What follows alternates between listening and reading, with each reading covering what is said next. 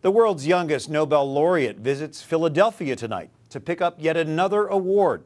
17-year-old Malala Yousafzai will receive the Liberty Medal for her work in promoting education for girls. Organizers of tonight's ceremony decided months ago to honor Malala before she won the Nobel Peace Prize.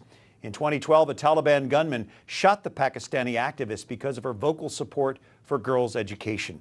The Liberty Medal is given each year to someone who strives to secure freedom for people around the world. Zainab Al-Zuwej is the executive director and co-founder of the American Islamic Congress, and Amber Smith is a senior fellow at the Independent Women's Forum. We're talking about the war on women, and Amber, you wrote recently criticizing this political phrase, this rhetoric. Why?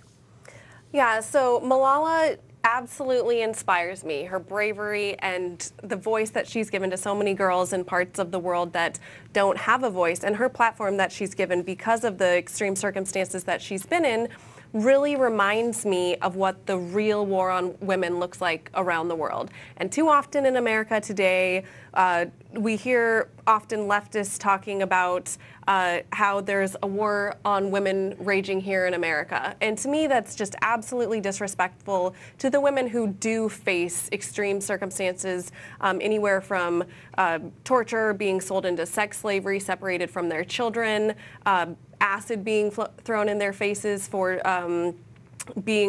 girls being taught an education. So all of those types of things that they are faced with on a daily basis around the world is what the real war on women looks like. And Zainab, especially in the Middle East, what does the war on women look like there? It is really extreme, and it depends on which country you are in. Right now, recently, we saw what's happening in Iraq and Syria, for example, with ISIS having Christian and Yazidi women being sold in the market to slavery, and on the other side, you have the extremist Muslim groups putting pressure on women to be covered from head to toe, to be not leaving the house without a permission of a father or a husband or any male in the family.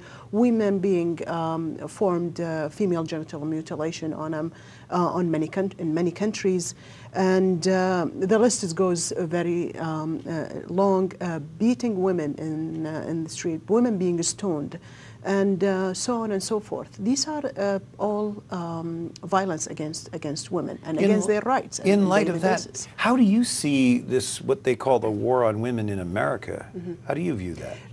The comparison is totally different. Here in America, women are protected by law. And we are, as women here in America, taking this for granted, are being protected by law.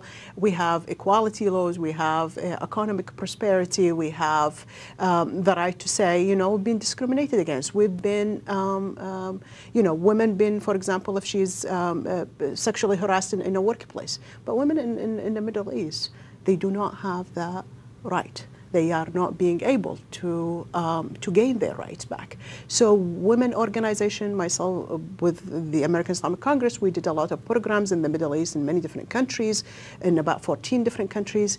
And there are many other women organizations locally formed in there or internationally being implementing these programs in these countries. And they have a huge impact on many women's life. Starting as simple as education. I remember in 2003, 2004 in Iraq, we started an accelerated learning program for children. An 18-year-old woman joined the program. She said, please do not stop me from this, from getting. A few months later, she was reading, and she said, my eyes are open now, and I'm being able to be educated. Amber, you flew with the American military in Afghanistan and Iraq, and you see what the Christians and Yazidis are going through. What is it like for women there right now? Well, right now, ISIS, or the Islamic State, or ISIL, all known as those three things, they're kidnapping Christian and Yazidi women who they consider to be infidels. They think they have no human rights, no worth, and they're kidnapping them, they're separating them from their families, and they are basically using them as slaves. Often they are raped, gang raped, tortured, children are separated from their mothers, and then recent reports are saying that they're being sold on the black market for around $10. Well, in light of this, perhaps people should reconsider using that line or phrase in political rhetoric. Absolutely. War on women. Amber Smith and Zainab Al-Zawaish, thank you both for being with us tonight. Thank you. And until tomorrow, we encourage